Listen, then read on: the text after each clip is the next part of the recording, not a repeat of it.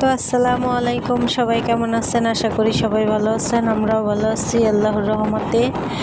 তো আমাদের গ্রামের গ্রামে বেড়ানো শেষ, ঢাকার উদ্দেশ্যে যাত্রা শুরু।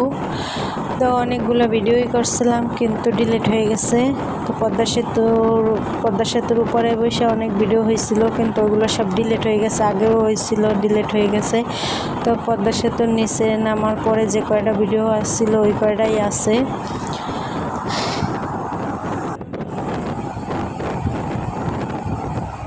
তো আমাদের গ্রামের ভিডিও এই পর্যন্তই শেষ, আবার ঢাকার ভিডিও শুরু হবে। আবার যার যার কর্মস্থলে শেষে যোগ দেবে। আলিপ স্কুলে যাবে, মিম স্কুলে যাবে, মিমের বাবা ডিউটিতে যাবে, আমার ঘরের কাজ আবার শুরু হবে। তো আমাদের গ্রামের ভিডিও কেমন লাগে সবাই অবশ্যই কমেন্টে জানাবেন।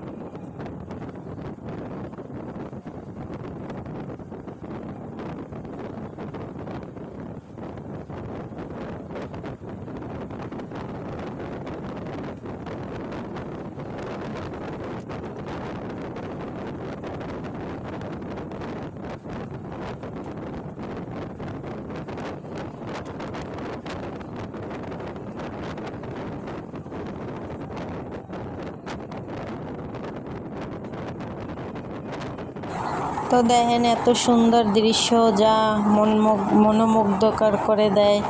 অনেক সুন্দর দৃশ্য আমাদের বরিশাল যেতে। যারা যারা বরিশাল গেছেন তারা তো অবশ্যই জানেন, আর যারা না গেছেন তারা তো অবশ্যই একবার হলেও ঘুরে আসবেন বরিশাল থেকে। বরিশাল এত সুন্দর সুন্দর জায়গা আছে যা বলার বাহিরে।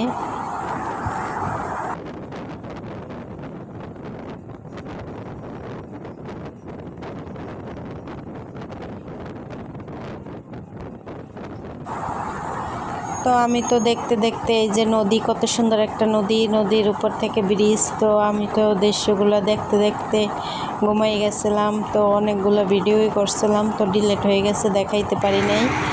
তো আমাদের ফোনটায় জায়গা ছিল না, এই জন্য দেখেন কত সুন্দর বুড়িগঙ্গা নদীর উপর থেকে ব্রিজ। ওই যে লঞ্চ দেখা যায়, ওই যে একটা লঞ্চ আসতেছে। অনেক সুন্দর একটা দৃশ্য যা বলার মতো না।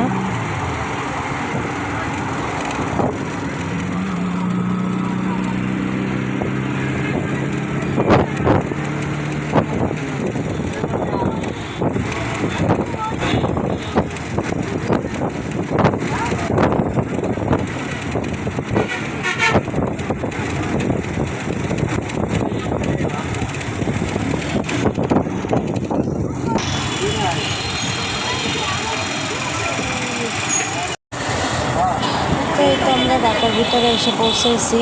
তো অনেক জার্নি করতে হয়েছে, সেই সকালে 11:30টায় গাড়ি ছাড়ছে। তো আস্তে আস্তে ঢাকার ভিতরে দেখা যায় 6টা বেজে গেছে। তাও আবার জ্যাম এসে দেখি আজকে নাকি ঢাকায় মানে মিছিল হয়েছে, এই জন্য জ্যাম পড়ছে অনেক। তো বাসায় আসতে আসতে আমাদের প্রায় 7টা বেজে গেছে।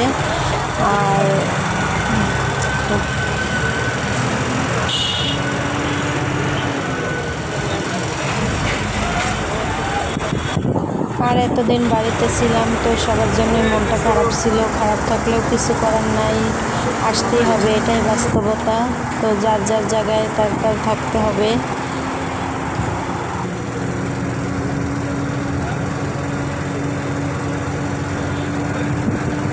তো আমরা তো আবার প্রাণের শহর ঢাকায় আইসা পড়ছি। মানে এখন আর কথা বের হচ্ছে না। সেই সকাল 11টায় রওনা দিছি, এখন বাজে কয়টা? 7টায় বাসায় পৌঁছইলাম। তো বাসার কি অবস্থা দেখেন, যে 10 দিনের যে কি পরিস্থিতি।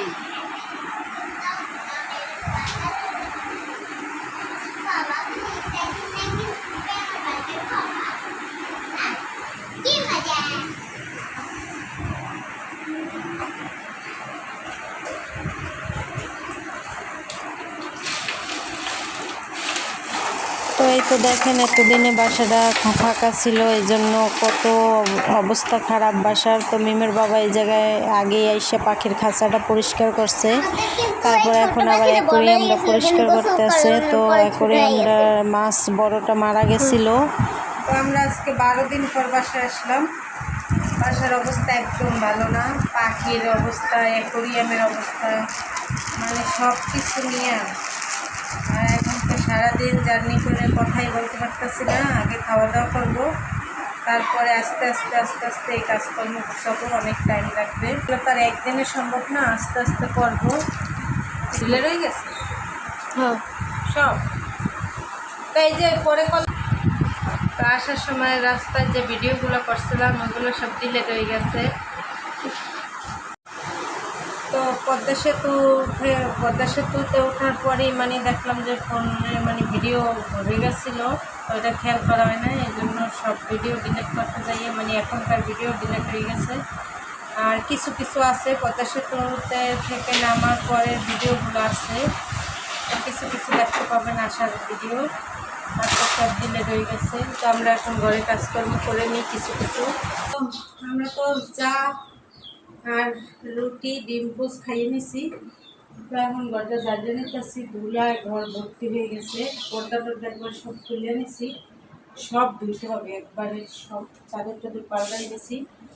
যতই ঘরে না থাকি, ঘরে থাকলে মানুষ থাকলে তো তাও মানে ধুলো কম করে, ধোয়া মশার উপর থাকে। আর এখন তো 12 দিন যাবত ঘরে মানুষ ছিল না, সব এলোমেলো। তো কাজগুলো করি। তো আমরা তো আস্তে আস্তে কাজকর্ম করতেছি, তো করতে থাকি। আর আমাদের ভিডিও কেমন লাগছে শহরের এবং গ্রামের সবাই অবশ্যই কমেন্টে জানাবেন। আর ভুল টুল হইলে অবশ্যই ক্ষমার দৃষ্টিতে দেখবেন। আর আজকের ভিডিও আর বড় করব না। সবাই ভালো থাকবেন, সুস্থ থাকবেন এবং আমাদের পাশে থাকবেন। আল্লাহ হাফেজ, শুভরাত্রি।